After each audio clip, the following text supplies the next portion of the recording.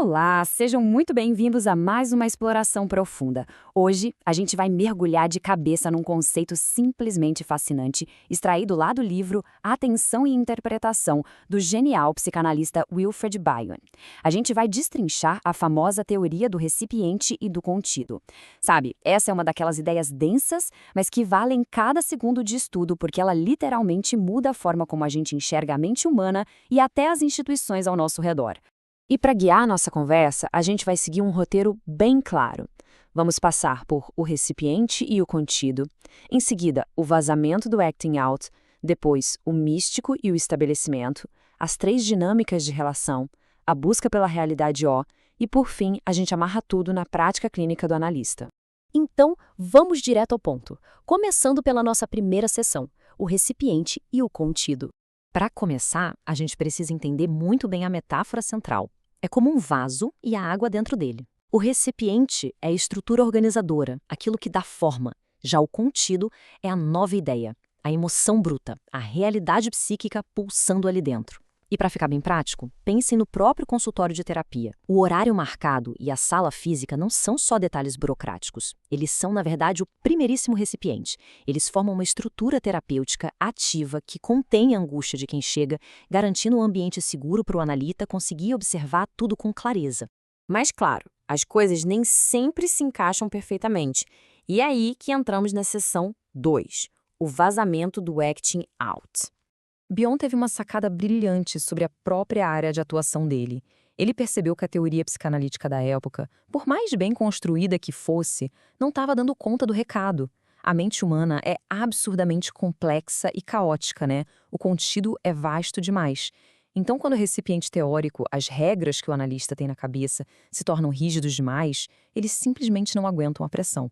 O recipiente vaza por todos os lados ou, em alguns casos, explode de vez. E como isso aparece na vida real, lá na clínica? É o famoso acting out, ou a passagem ao ato. Imaginem a cena. O analista tenta interpretar, mas a resistência do paciente é tão intensa que, em vez de falar sobre a dor, o paciente começa a chegar sempre muito atrasado ou age com extrema agressividade bem no meio da sessão. A realidade crua simplesmente escapa da estrutura teórica. O recipiente falhou. O modelo do livro não explica aquele caos do momento, provando que o material humano é indomável. E se a gente aplicar isso numa escala muito maior? É o que vemos na seção 3, o místico e o estabelecimento. Agora a gente sai do micro, do consultório, e vai para o macro, para a sociedade. Aqui a gente tem um contraste gigantesco. De um lado, a figura do místico, que a gente pode traduzir como o gênio, o visionário, o inovador. É uma força individual extremamente criativa, mas, justamente por trazer ideias radicalmente novas, é uma força explosiva. Do outro lado, a gente tem o estabelecimento, que é a instituição. Pode ser uma universidade, uma igreja, um governo. O estabelecimento tenta funcionar como o recipiente social, criando regras e dogmas para preservar as ideias desse gênio, mastigando o conhecimento para que os membros comuns consigam digerir. Só que aí mora um drama absoluto, um verdadeiro paradoxo. Pensem bem, a instituição ou grupo organizado precisa desesperadamente dessa faísca de inovação do místico para não ficar obsoleto e morrer. Porém, o mesmo grupo tem um pavor gigantesco dessa energia, porque o novo ameaça destruir as regras que dão estabilidade. Então, o grupo nasce para proteger aquela ideia original, mas, na ânsia de controlar tudo, acaba sufocando exatamente aquilo que queria salvar. Isso nos leva direto à seção 4, as três dinâmicas de relação. Como é que essa convivência funciona na prática? Bion classificou essa tensão entre o gênio inovador e a instituição rígida em 3 cenários. Primeiro, a relação comensal. Eles simplesmente vivem lado a lado, ninguém incomoda ninguém, o resultado é uma grande indiferença. O segundo, a relação simbiótica. Aqui tem tensão, tem conflito de sobra, mas é uma briga boa, é um atrito que gera crescimento mútuo para ambos. E por fim, temos a dinâmica parasitária, que é sombria.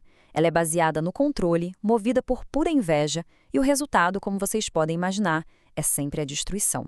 E vale a pena detalhar o quão perversa é essa dinâmica parasitária. O estabelecimento tem inveja do místico, mas ele raramente ataca de frente, porque ficaria feio. O que ele faz? Ele abraça o inovador. O grupo cobre esse gênio de honrarias, prêmios e dá para ele um monte de cargos importantes de liderança. Resultado? Esse místico é afogado em burocracia.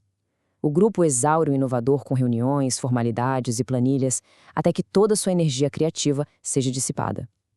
É a neutralização perfeita pelo sufocamento. Tendo mapeado esse cenário social, a gente entra na parte mais filosófica e fundamental de Bion, a seção 5, a busca pela realidade O. Afinal, o que é que o místico tanto percebe e o que o analista tanto busca na clínica? Bion chama isso de O. O é a realidade última, a verdade fundamental das coisas. E o pulo do gato aqui é aceitar que O nunca pode ser totalmente conhecido ou classificado pela mente humana. A gente só consegue ter um vislumbre rápido, uma intuição passageira dessa realidade. Qualquer teoria que a gente inventar vai ser apenas uma tentativa rústica, um recipiente apertado tentando guardar a imensidão que é O. Para deixar isso bem claro, vamos ao peso da história, como o próprio Bion fez.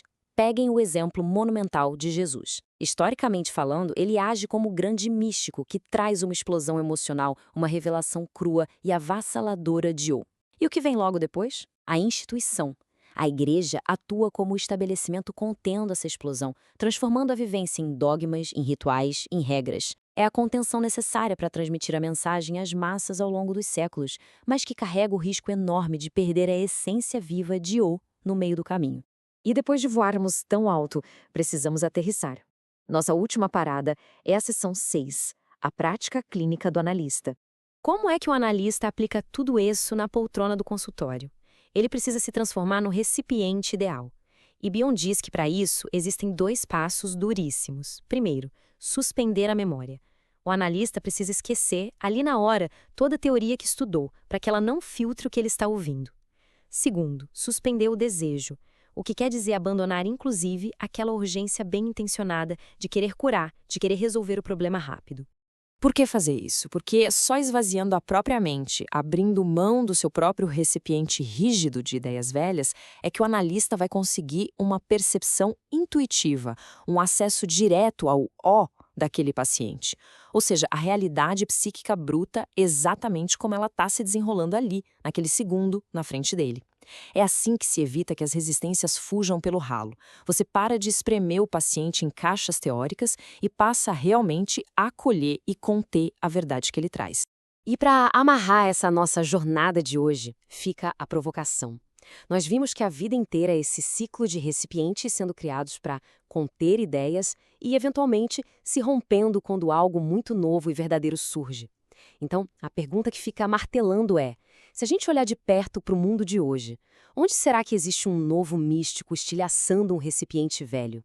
Será que é na inteligência artificial revolucionando a ciência, em algum novo movimento na arte ou na própria base da nossa sociedade? Fica esse convite maravilhoso para reflexão. Muito obrigado por acompanharem até o fim e até a próxima.